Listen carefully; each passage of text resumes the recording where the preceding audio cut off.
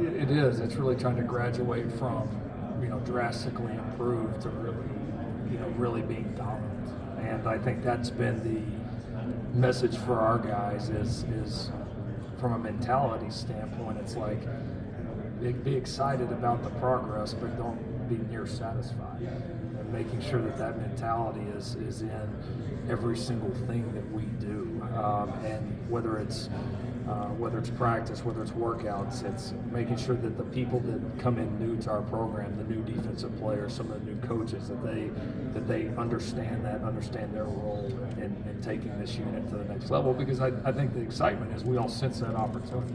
I mean, with the staff that we have, the players returning, the players we've added, the confidence that was built, like there's a real opportunity here to go do this. And I think not just our defensive coaches and our defensive players, our entire program's excited about that, because that's where you win championships. It is cliche, but it is true. That is absolutely where you win championships. And obviously the excitement is there, and now it's up to all of us to take it to the next level.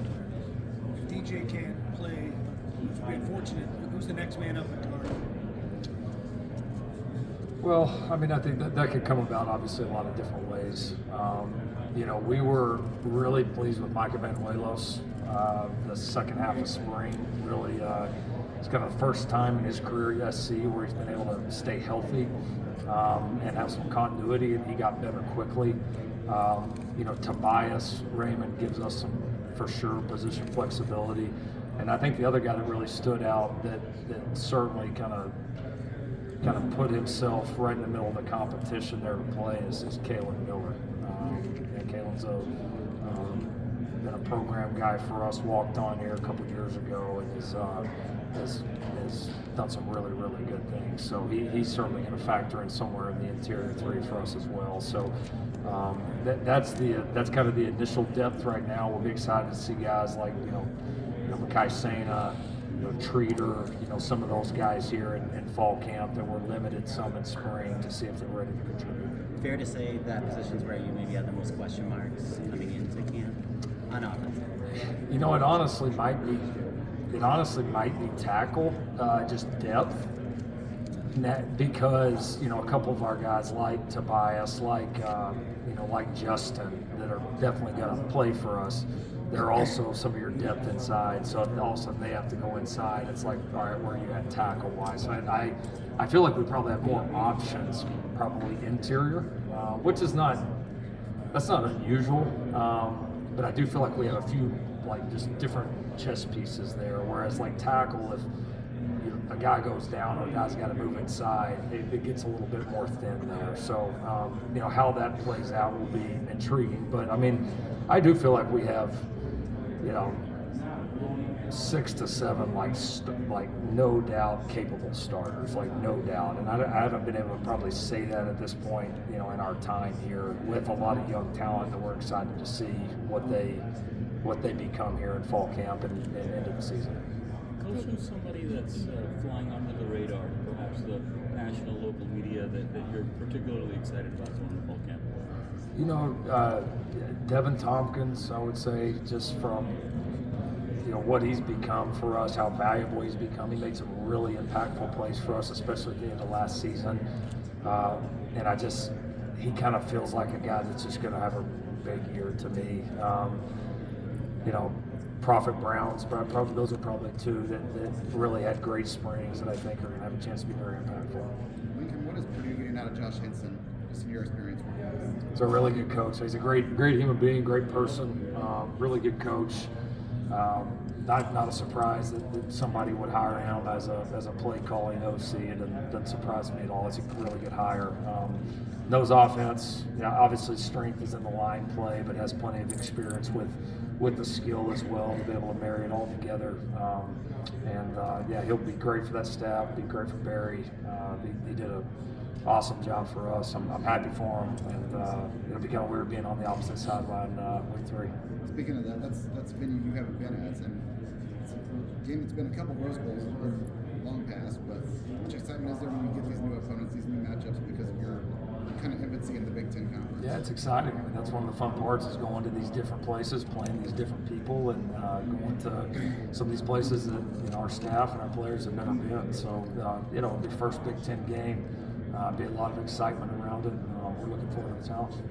Coach Jamal Jarrett's listed at 360 pounds on the updated roster. Is that the plan to beef him up?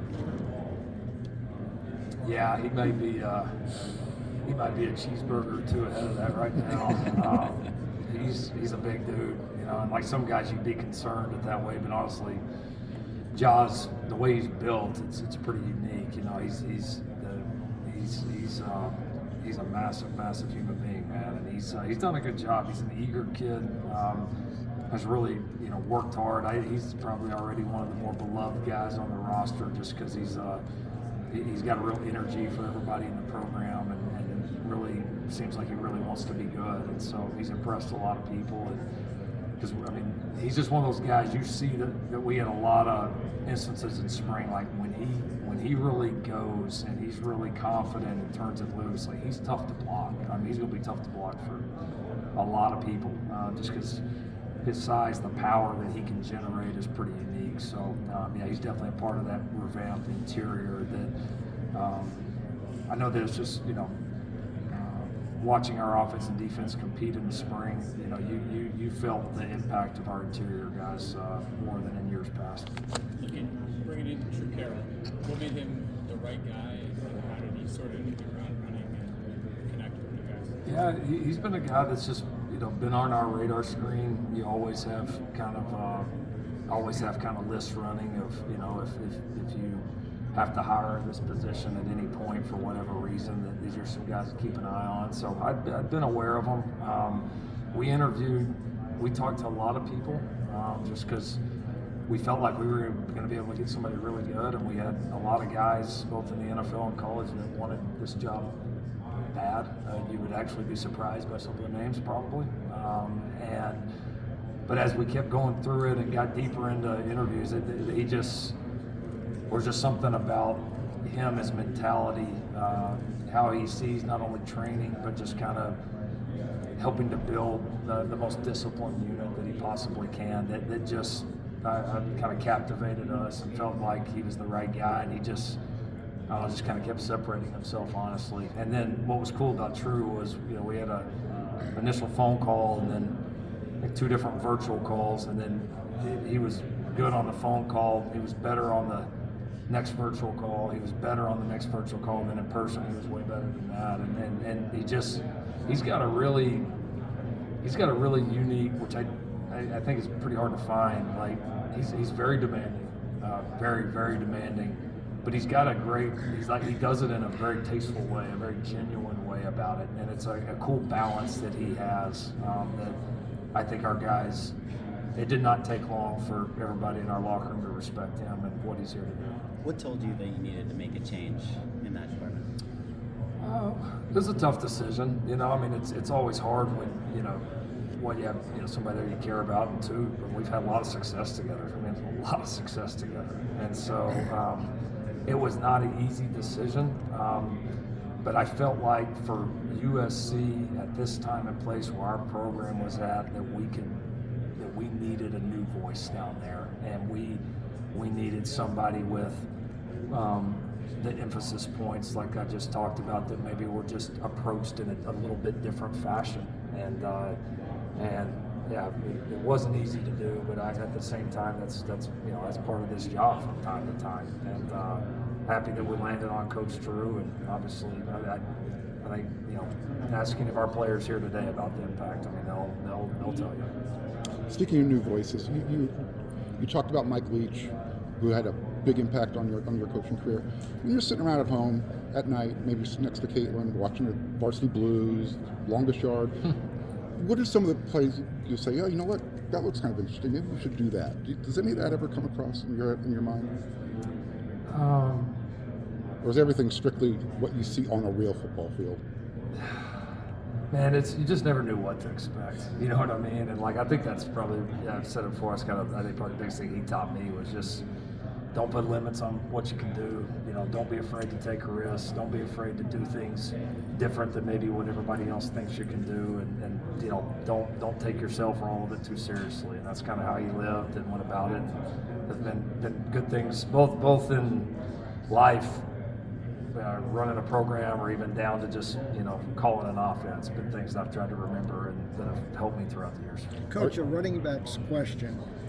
Woody Marks was good last year. I mean, he was really good. I thought the Texans got a steal I did with too. him. So one, you thought about how he can transition to the NFL, but two, Raymond Jordan. I mean, you've gone JC route, and that's happened before. I mean, OJ came to SC from JC's, so you can find guys in the JC route too. Talk about him as well, what he's going to do. Yeah, I'm excited for Woody. I mean, 1,000-yard rusher, you know, in this league, it's not easy to do. And so, you know, Woody was incredibly productive, and that's really in only 11 games because he really missed the entire Notre Dame game. So he was a really good player. Everything we could ask for. Tough.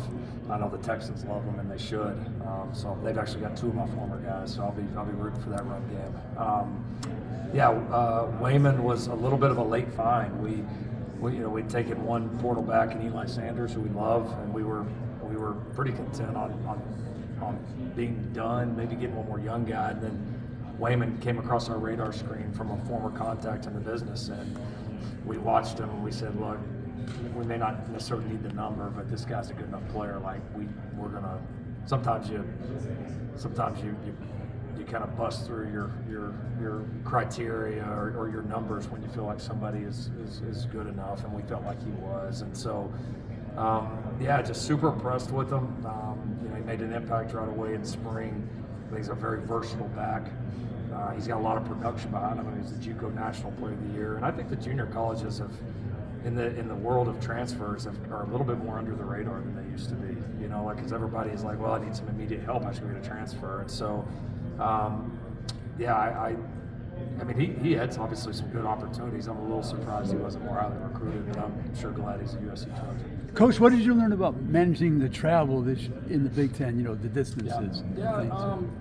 You know, it is what it is. I can I sit here and say like it was some massive factor on the season? I don't know that I believe that, honestly.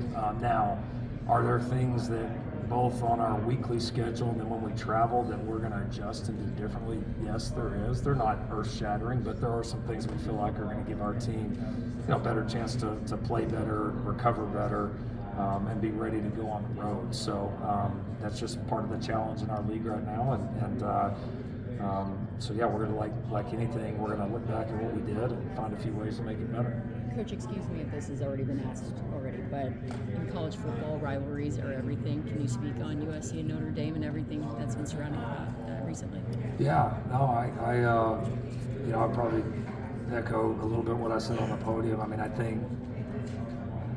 I'm a college football fan and purist and all that before I was a player, before I was a coach, any of that, and that hasn't changed. I mean, the rivalries are special. The two head coaching jobs I've had are right at the center of two of the absolute best rivalries in the sport.